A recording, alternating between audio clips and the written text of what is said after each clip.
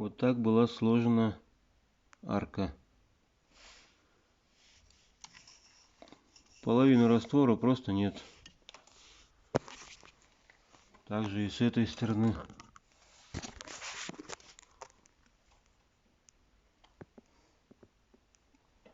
Вот от арки еще кирпич.